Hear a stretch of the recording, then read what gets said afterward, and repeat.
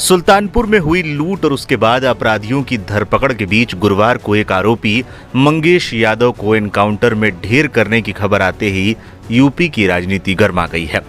Samajwadi party के प्रमुख अखिलेश यादव ने एनकाउंटर पर सवाल उठाते हुए आरोप लगाया कि जाति देखकर जान ली गई।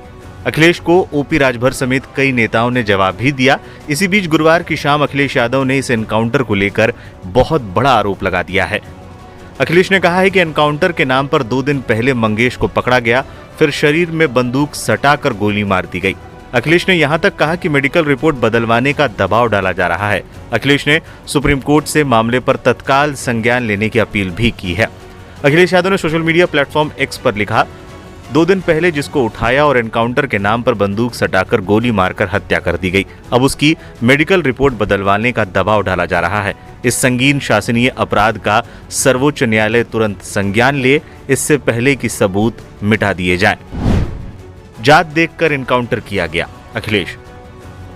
अखिलेश ने इससे पहले एक्स पर ही लिखा था कि लगता है सुल्तानपुर की डकैती में शामिल लोगों से सत्ता पक्ष का गहरा संपर्क था, इसीलिए तो नकली एनकाउंटर से पहले मुख्य आरोपी से संपर्क साधकर सरेंडर करा दिया गया और अन्य सपक्षीय लोगों के पैरों पर सिर्फ दिखावटी गोली मारी गई और जात देखकर जान ली गई।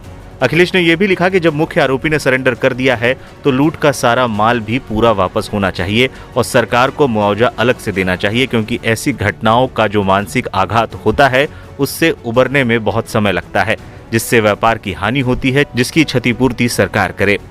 अखिलेश ने कहा कि नकली एनकाउंटर रक्षक को भक्षक बना देते हैं। समाधान नकली एनकाउंटर नहीं, असली कानून व्यवस्था है। भाजपा राज अपराधियों का अमृतकाल है। जब तक जनता का दबाव और आक्रोश चरम सीमा पर नहीं पहुंच जाता, तब तक लूट में हिस्सेदारी का काम चलता रहता है और जब लगता है कि जनता घेर लेगी तो नकली एनकाउंटर का ऊपरी मरहम लगाने का दिखावा होता है।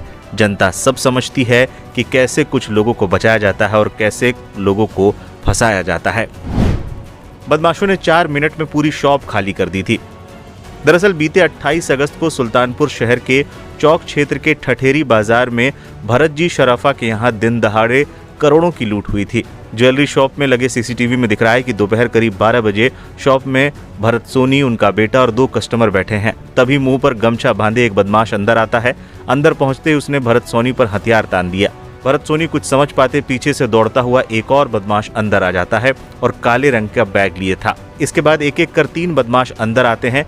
पलक झपकते ही बदमाशों ने दुकान को कब्जे में ले लिया था। इसके बाद 3 बदमाश तेजी से सामान समेटने लगते हैं।